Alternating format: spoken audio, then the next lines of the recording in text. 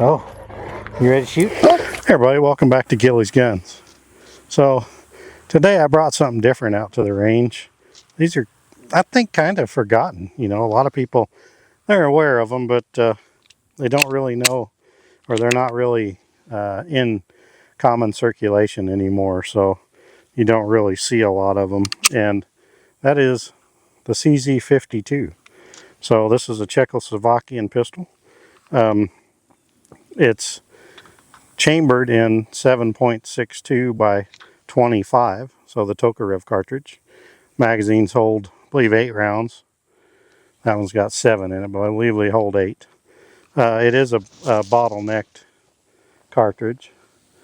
Kind of looks like a 9 by 21 Dillon, or a 357 SIG, something similar to that. But this was 1952 when they started using it, and I believe the Soviets started using this cartridge sometime around 1939, 1940, maybe a little bit later in World War II, but it's a very old cartridge.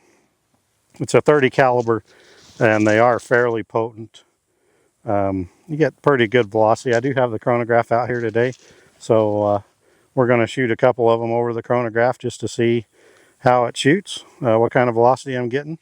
And these are reloads in my pocket here. These are 85 grain Hornady, basically XTP, and these are fairly mild load. They're loaded with Vitvori N340, and I kind of want to see what they do compared to this old Russian machine gun ammunition. These are supposed to be fairly hot.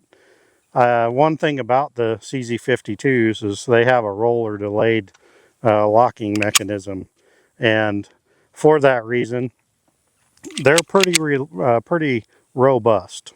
So you can shoot some of this, I'd say, questionable ammunition. I wouldn't shoot it out of an old Tokarev or something like that, but the CZ-52s are pretty good. Now, if this ammunition's hard to find, I found it at a gun show a couple weeks ago, and this handgun had quite a bit of rust in the barrel.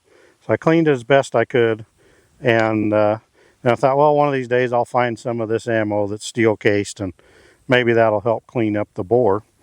Finally found some, and I have to say it did help clean up the bore, but I've got about 20 rounds of it left, and I want to run it through just to see if it finishes up the bore cleaning job. So this handgun does have a European heel release here and a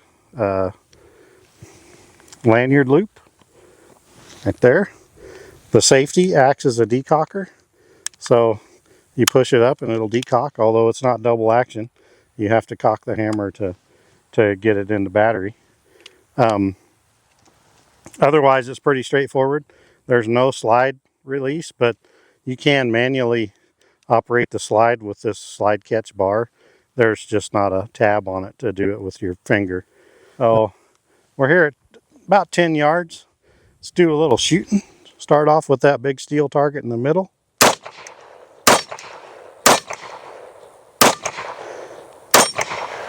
So this thing does shoot low, and I mean, you never know what you're going to get with one of these. They're pretty typical of a Soviet bloc firearm. So let's shoot the bowling pin on the left, and one on the right. All right, so it locked open. Now let's see if it works correctly when we put in the next mag. All right, well, give it a pull and it's back into battery. Shoot some more steel. Ah, what a flinch. So that is one of the downfalls of this ammunition. Good primer strike, but no bang. Typical with this old military stuff. I don't want to put that in my pocket. All right, let's try the next one.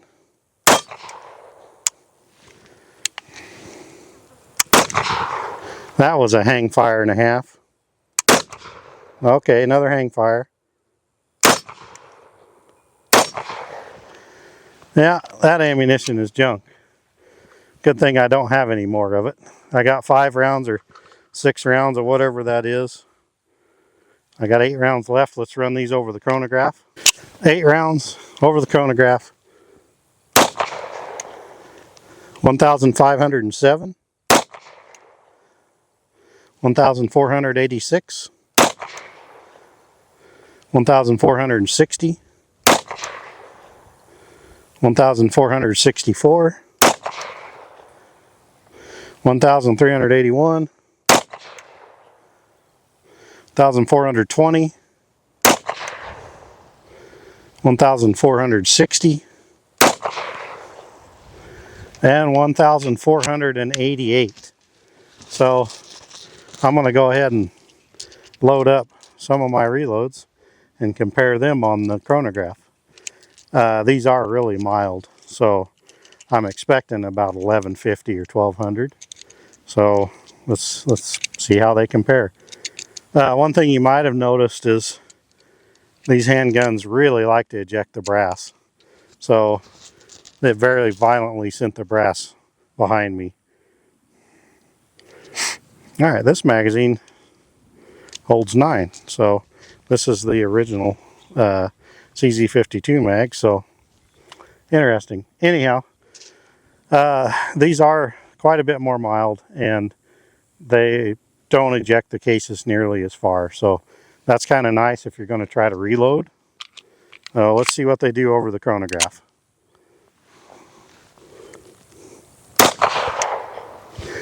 $12.75, and that landed right there. Really mild. $12.72.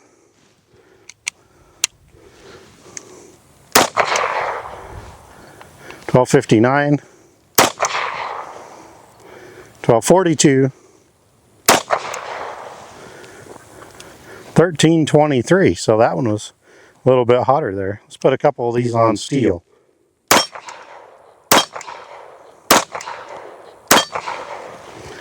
So anyway, I'm pretty happy with that load.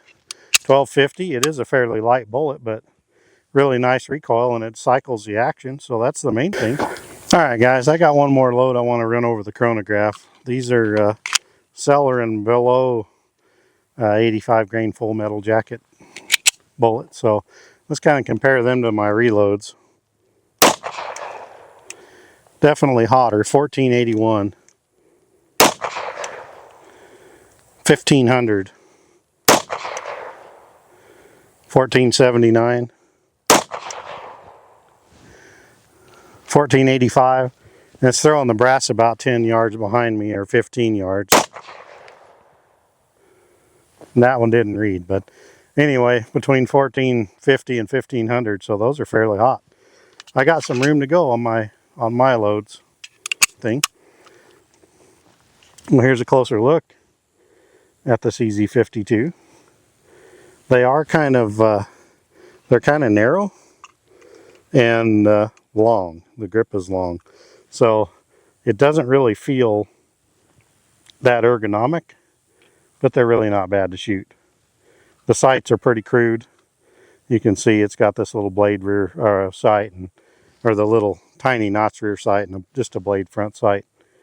Pretty standard for Soviet guns. I think I'd say they're just almost identical to my Makarov. So anyhow, pretty cool. All right guys, well, appreciate you watching. Hope you enjoyed this look at the CZ-52, and if you did, please like the video, and if you like this sort of thing, subscribe to the channel. I plan on making more. And until next time, I hope you get to get out on the range and do some shooting of your own. Maybe with a cool old Cold War handgun. CZ-52.